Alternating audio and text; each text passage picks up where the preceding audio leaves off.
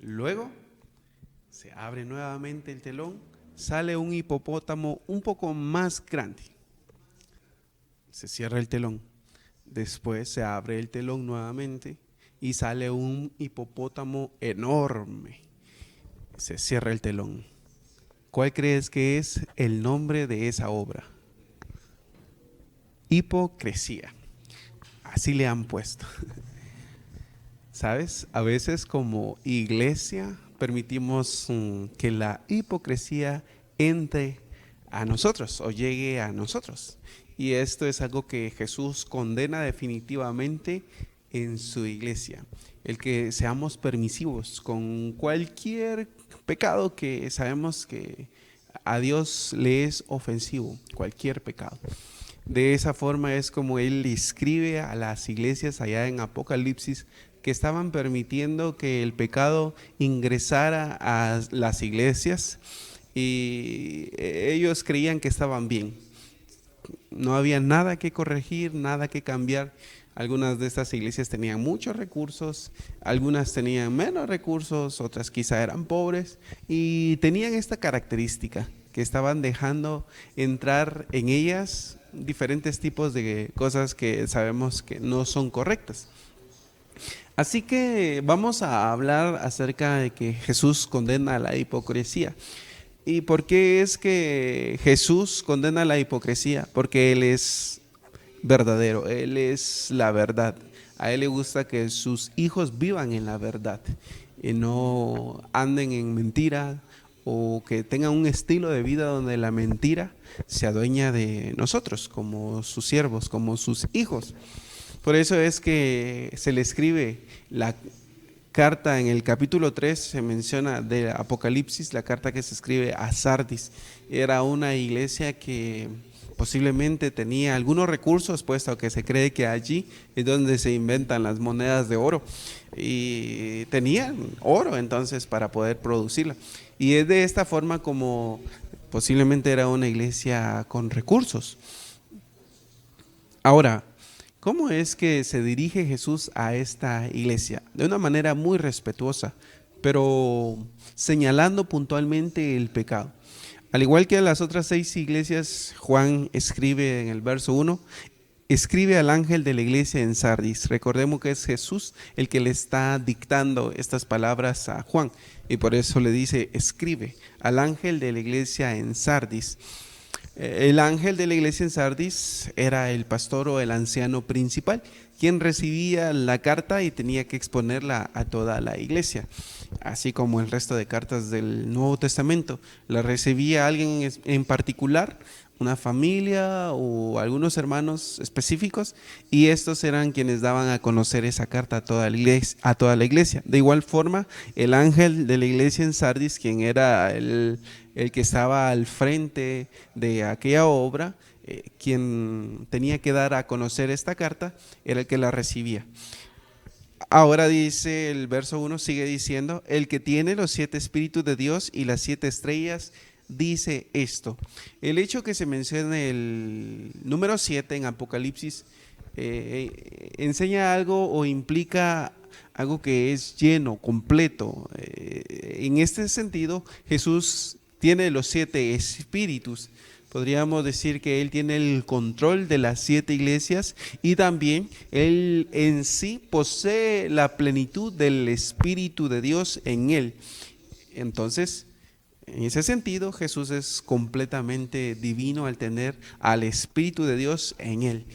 En ese sentido también se menciona el número 7 en Apocalipsis, en que es algo que indica plenitud. Y Jesús era alguien que conocía con exactitud las 7 iglesias, a los 7 ministros que estaban al frente de estas iglesias. Él tenía claro que estos ministros eran las estrellas, eran los luminares de esos lugares, y también las iglesias eran como luminares en el lugar donde se encontraban. Pero él tenía en su mano a los ministros y a las 7 iglesias, y él conocía específicamente lo que estaba pasando en cada una de ellas y en cada uno de sus miembros. Es por eso que Jesús dice, soy yo el que les está mandando este mensaje. y Juan tenía que plasmar esas letras, que era nada menos y nada más que Jesús el que le estaba dictando aquellas palabras. Y dice lo siguiente: yo conozco tus obras, que tienes nombre de que vives y estás muerto. Yo conozco todo lo que está pasando en esta iglesia, es lo que está diciendo Jesús. Y recordemos que la iglesia de Jesús somos nosotros, somos las personas. No se está refiriendo a un templo hecho por manos de hombres, sino que se está refiriendo a la iglesia en conjunto como el cuerpo de Cristo. A ellos es que se refiere la Biblia como iglesia. Nosotros utilizamos el término más refiriéndonos al templo físico, pero la Biblia, cuando habla de iglesia como tal, se está refiriendo al pueblo de Dios. Entonces él dice: yo conozco a esta iglesia, yo conozco todo lo que hace, todo lo que practica.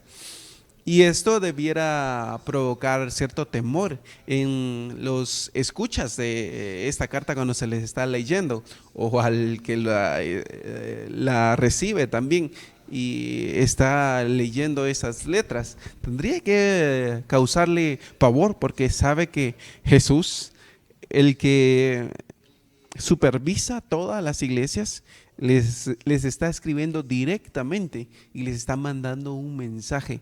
Y el mensaje no es tan positivo, sino que les dice: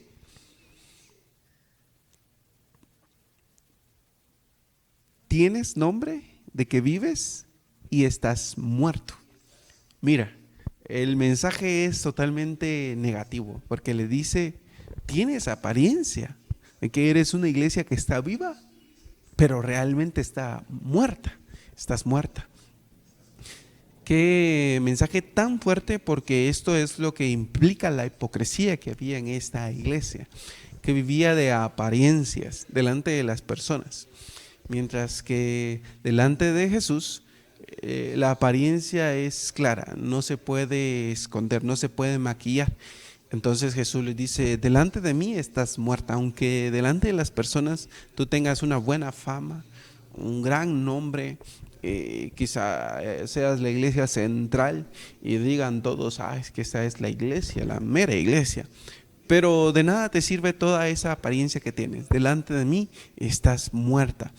Imaginemos nosotros esta figura. ¿Cómo es que a alguien que se está muerto, uno lo podría ver como que está vivo, humanamente hablando? Y es que Jesús les está refiriendo esto en un sentido figurado, que ellos espiritualmente estaban mal delante de Él, sus obras eran reprobadas para Él, la forma en cómo estaban sirviéndole no era agradable delante de Él. ¿Cómo será una persona que nos trata con hipocresía? Quizá amable, nos va a dar algún servicio o algún recurso que tenga para poder compartir, pero ¿te imaginas tú cómo está su corazón si lo está haciendo hipócritamente? Y al final podemos descubrir que aquella persona no era genuina o sincera con nosotros, puesto que anda hablando a nuestras espaldas o diciendo cosas que nos perjudican. Pero Jesús sí conoce todo de sus hijos, de sus siervos. Entonces no importa la buena apariencia que nosotros demos delante de las personas, si al final Él nos reprueba. Recordemos lo que Jesús decía de los fariseos, quienes estaban muy bien preparados, quienes sabían mucho de la ley y enseñaban a los demás. Jesús decía: hagan todo lo que ellos les dicen, pero no los imiten. Ellos no hacen lo que enseñan. Ellos solamente imponen cargas a otros que ellos mismos no están dispuestos a llevar. Por supuesto, habían enseñanzas extras que ellos habían escrito, que de su pensamiento habían salido, y de ahí escriben la Mishnah, donde tienen muchos mandamientos que le agregaron a la ley, que también enseñaban. Jesús nunca promovió que las personas obedecieran ese tipo de mandamientos, por el contrario. Les decía que tuvieran mucho cuidado con las enseñanzas también de estos líderes fariseos, que no solamente eran fariseos, sino también habían otros líderes que enseñaban diferentes doctrinas y tenían que cuidarse las personas. El punto es que a estos fariseos se les llamó hipócritas, también a los saduceos, por la manera en cómo ellos sabían mucho, pero no practicaban nada de lo que enseñaban. Así también muchos que hoy podemos predicar, enseñar en las iglesias. Puede ser un maestro de niños, puede ser un maestro de adultos en la escuela dominical, un predicador, un pastor, no importa el título que tengas. Puedes llegar a ser un gran y tremendo hipócrita si solamente te dedicas a enseñar y a predicar y no a practicar lo que dices saber y conocer. Entonces esta iglesia delante de las personas posiblemente tenía una gran fama. De ahí salen buenos predicadores, grandes maestros, evangelistas, pero no eran genuinos delante de Dios. Entonces su apariencia era de muerte, era detestable delante de Dios. Aun cuando era una iglesia que se congregaba, que se reunía, que hacía servicios, posiblemente actividades para las personas, entonces por eso tenía buena fama. Podríamos creer que una iglesia que tiene muchas actividades es muy espiritual, y aquí podemos ver que esta iglesia dice que tiene fama de que vive, pero en realidad está muerta. Delante de las personas era bien vista. Pregúntate si tu iglesia es bien vista a nivel comunitario, porque haces buenas obras, porque hacen buenas obras a nivel colectivo o individual, o si hay un grupo, no sé. Pero imagínate que tu iglesia sí tiene buena fama. Sería peor que no la tuviera socialmente hablando si no hacemos nada en favor de la sociedad. O sea, ni siquiera estaríamos al nivel de esta iglesia. Pero si sí la tiene, si tiene buena fama por ser una iglesia que está innovando constantemente y sus programas están alcanzando a las personas que no van a los cultos, que se ocupa en las buenas obras, en servir a los necesitados, a las viudas, que tiene un buen sistema de apoyo integral o de llevar a cabo diferentes obras que el Evangelio nos manda. Imagínate que tiene buena fama tu iglesia y que Jesús dijera: pero delante de mí estás muerta como iglesia. Sería terrible. Mucho más si nos lo dijera a las iglesias del presente, que no tenemos ningún programa hacia la sociedad, que las personas incluso tienen mala fama de la iglesia a la que pertenecemos. Imagínate cuál sería el mensaje de Jesús para nuestra iglesia si es peor que la de Sardis.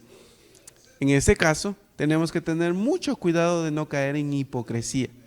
Y en este sentido, cualquiera puede llegar a caer en eso si no tiene una relación profunda y genuina con el Señor. Pues si solamente nos dedicamos a predicar, a hacer buenas obras, pero no estamos interesados en el Señor de la obra, en el Señor que predicamos, si no tenemos una conexión muy buena con Él, definitivamente podemos llegar a ser unos hipócritas de renombre y muy reconocidos, así como hay muchos hoy, muchos predicadores muy conocidos que son unos grandes hipócritas y se deja ver por el mensaje que ellos dan, que realmente no les importa predicar el evangelio, mucho menos lo van a vivir. Así que esta iglesia tenía esto, que delante de las personas era bien vista, pero ante el Señor no. Y es que ese es el problema de muchos cristianos, que podemos querer agradar a los demás sin importar lo que Jesús esté pensando de nosotros. En el verso 2 se da la solución al problema que estaban ellos teniendo como iglesia. Jesús les dice: sé vigilante y afirma las otras cosas que están para morir, porque no he hallado tus obras perfectas delante de Dios. La solución es que recomponga su caminar, que las cosas buenas que todavía tenían en ella como iglesia las siguieran practicando, las retomaran, porque estaban a punto punto de dejar las pequeñas cosas que todavía tenían buenas, estaban a punto de dejarlas de practicar. Entonces Jesús les dice, retoma esas cosas, empieza por allí, no dejes de hacer lo bueno que ya estás haciendo, síguelo haciendo y cambia tu manera de pensar, tu manera de hacer las cosas. Necesito que renueves aquello que está mal en ti.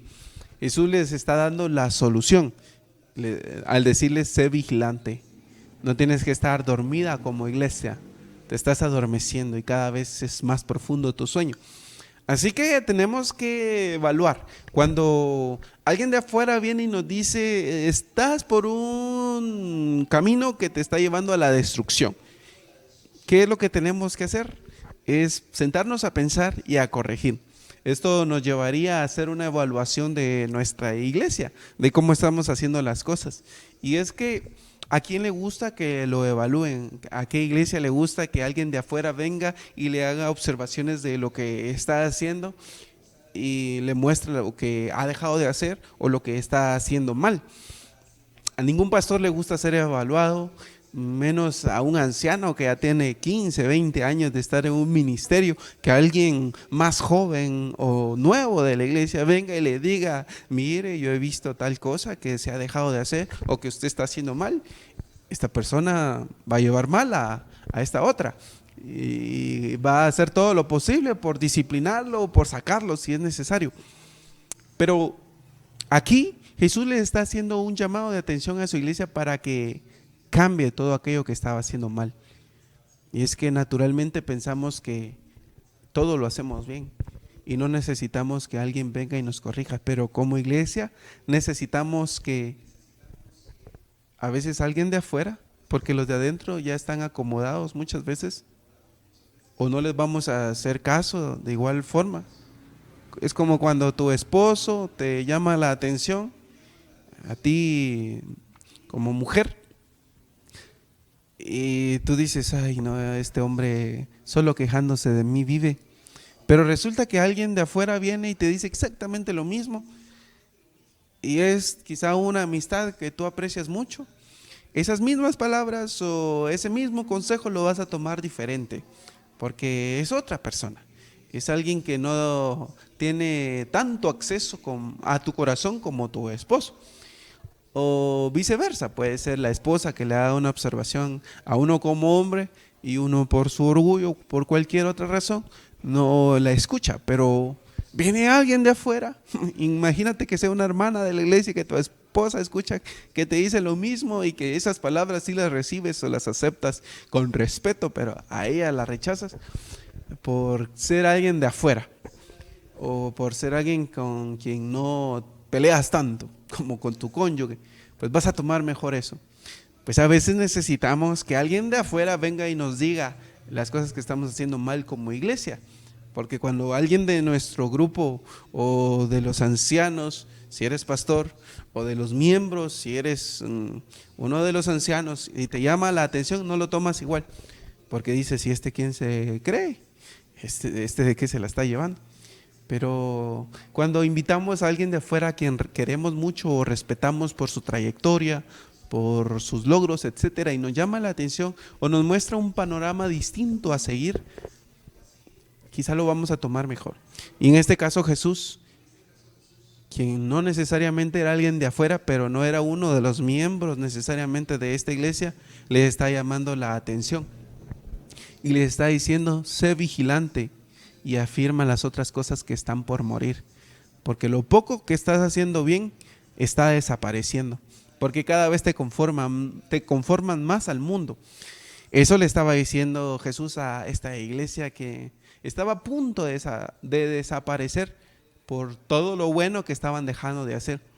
Imagínate que nosotros como iglesia nos estemos pareciendo más al mundo que a lo que Cristo quiere y nos mande una carta de este tipo donde nos dice cada vez estás peor. Es difícil y esto tendría que llevarnos a evaluar individualmente. ¿Tú personalmente estás creciendo? ¿Estás mejorando? ¿O estás haciendo cambios que cada vez te llevan a una apariencia de piedad, pero en realidad por dentro estás muerto, estás muriendo. Cada vez tu relación con Cristo es más árida y no tiene mucho sentido para las personas que te observan o para ti mismo. Pues tenemos que evaluarnos, y cuando alguien venga y nos diga nuestros errores o nos haga una evaluación, aceptémosla con humildad, porque nos hace falta mucho de esto. A todos nos falta mucha humildad. Por eso Jesús nos llama a que le imitemos, porque Él es manso y humilde de corazón. Entonces, como siervos suyos también necesitamos algo de esto cuando alguien de afuera nos presente nuestros errores y lo haga con sabiduría. Necesitamos nosotros también sabiduría para saber recibir esas palabras. Y también si queremos corregir a alguien, necesitamos hacerlo con amor, con paciencia, con misericordia, así como Jesús nos corrige. Pues a esta iglesia le dice que sea vigilante, que despierte, que cambie la forma en cómo está haciendo las cosas. En el verso 3 dice: acuérdate pues de lo que has recibido y oído, y guárdalo, y arrepiéntete. Mira la forma en cómo Jesús corrige.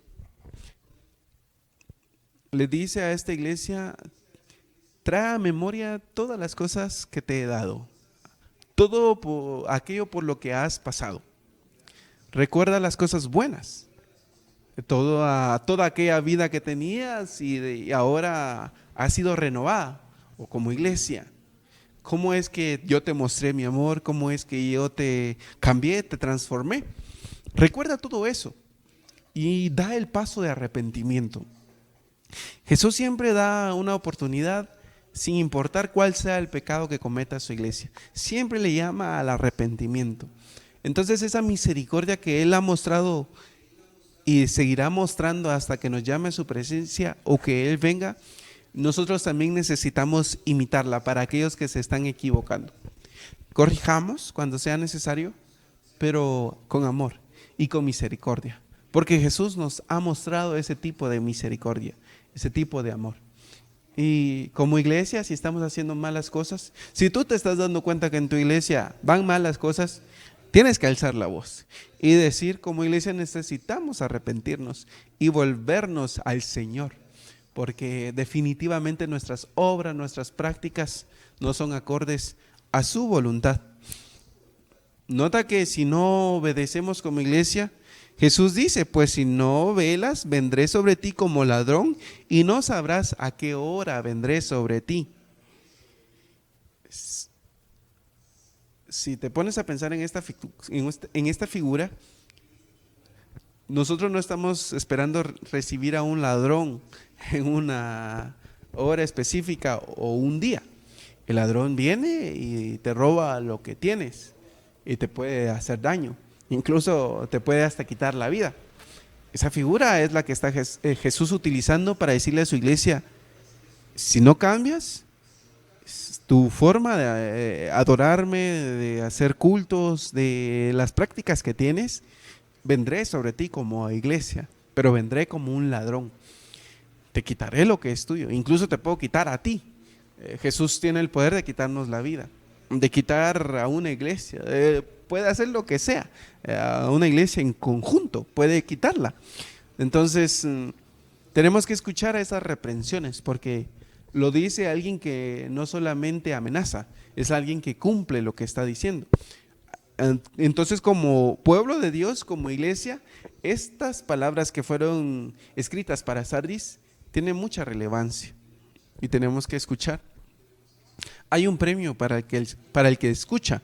Verso 4 dice: pero tienes unas pocas personas en Sardis que no han manchado sus vestiduras y andarán conmigo en vestiduras blancas, porque son dignas. El premio es para aquellos que permanezcan fieles, para aquellos que cambien su manera de vivir, es que van a vivir con Cristo para siempre, en su reino, van a reinar con Él. Ese es el mayor premio que un cristiano podría recibir. ¿Quieres tú estar por siempre al lado de tu Señor, disfrutando de su presencia? No solamente cuando venga, sino ya, en el presente, pues arrepiéntete. Y si como cristiano tu vida no tiene mucho sentido, eso quiere decir que no tienes una buena relación con Cristo, porque Él puede cambiar tu corazón y tus pensamientos. Si el pecado que has dejado ingresar a tu mente o a tu corazón te está robando el sentido de tu vida, arrepiéntete, vuélvete a Cristo. Él puede transformar tu vida, definitivamente lo hace, y lo hace a diario, a cada momento que lo necesitemos. Por eso es que necesitamos seguir predicando el Evangelio de Jesucristo, porque es el único que cambia vidas y cambia corazones.